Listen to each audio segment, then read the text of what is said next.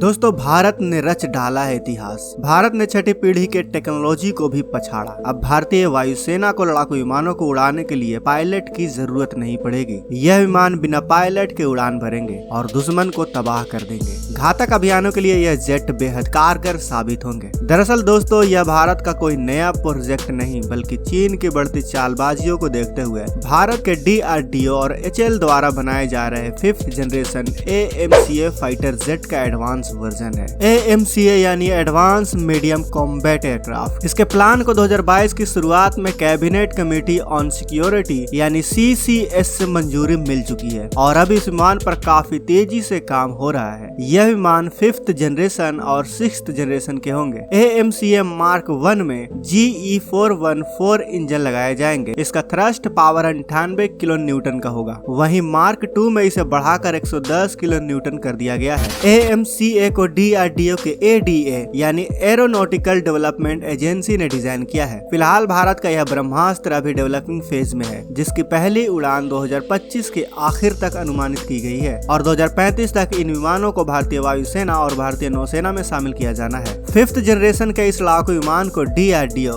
HAL और Indian private company के सहयोग से बनाया जा रहा है। इसके साथ ही कई लोगों के मन में यह भी सवाल आ रहा होगा कि आखिर हथियारों में जनरेशन कैसे चुने जाते हैं यानी तय किए जाते हैं। समय के अनुसार बदलती तकनीक और प्रणाली के अनुसार किसी भी लड़ाकू विमान या हथियारों की श्रेणी तय की जाती है। 1970 से 80 के दशक के बाद जो लड़ाकू विमान बनाए गए उन्हें चौथी जनरेशन का कहा जाता है। साल 2000 के शुरुआत से जिन लड़ाकू विमानों को बनाया गया उन्हें 5वीं जनरेशन का कहा जाता है। वहीं चौथी जनरेशन के विमान में बदलाव कर तैयार किए गए विमान को 4.5 जनरेशन का कहा जाता है। ऐसा इसलिए होता है क्योंकि उसका डिजाइन तो चौथी जनरेशन का होता है, लेकिन तकनीक उसमें 5वीं जनरेशन की होती है। आपको यह भी बता दें दोस्तों कि वजन के अनुसार भी लड़ाकू विमानों की श्रेणी तय होती है। LCA तेजस एक हल्के वजन श्रेणी का विमान है, इसलिए इसका वजन 15 टन से कम है। वहीं 15 से 25 टन के विमान को मीडियम वेट श्रेणी में रखा जाता है, जिसमें रफाल लड़ाकू विमान भी आता है। AMCA फाइटर जेट को भी इसी श्रेणी में तैयार किया जाएगा। 25 टन से ज्यादा वाले लड़ाकू विमान को हेवी वेट जेट की श्रेणी में रखा जाता है। इसमें सुखोई 30 MKI लड़ाकू विमान शामिल है। भारत के पास अभी 4.5 जनरेशन जेट है, लेकिन पाकिस्तान और चीन के साथ एक साथ युद्ध की स्थिति का सामना करने के लिए इस समय भारत के पास चौथी और 4.5 जनरेशन के तेजस, रफाल और सुखोई 30 MKI लड़ाकू विमान है, जबकि भारत में 5वीं और 6ठी जनरेशन पर अब काम शुरू हो रहा है। इस लड़ाकू विमान में डबल इंजन होगा और डिजाइन ऐसा होगा कि दुश्मन का रडार भी पकड़ ना पाएगा इसको। भारत का यह AMCA फाइटर जेट एक मल्टी रोल लड़ाकू विमान होगा, जिसमें बियॉन्ड विजुअल रेंज यानी BVR मिसाइल, प्रिसाइजन स्ट्राइक सहित क्लोज कॉम्बैट डॉग फाइट करने की भी क्षमता होगी। स्टेल्थ एयर फ्रेम के अलावा इसमें AESA radar, net centering warfare, advance integrated sensor suite और सेंटर डेटा फ्यूजन भी लगा हुआ होगा। माना जा रहा है कि भारत का यह 5th जनरेशन का फाइटर जेट वर्ष 2025 तक बनकर तैयार हो जाएगा और साल 2035 तक वायुसेना की फाइटिंग स्क्वाड्रन का हिस्सा बन जाएगा। आपको बता दें कि अमेरिका के पास F-22 रैप्टर और F-35 lightning stealth fighter jet मौजूद है, तो वहीं रूस के पास सुखोई 57 है। वहीं चीन भी दावा करता है कि उसके पास J-20 स्टेल्थ फाइटर जेट है, लेकिन देश विदेश के रक्षा मामलों के जानकार J-20 यानी चेंगलू 20 में स्टेल्थ फीचर पर कई बार सवाल खड़े कर चुके हैं। आपको बता दें कि भारत में जो AMCA फाइटर जेट बनाया जा रहा है उसमें अस्त्रा MK1, MK2,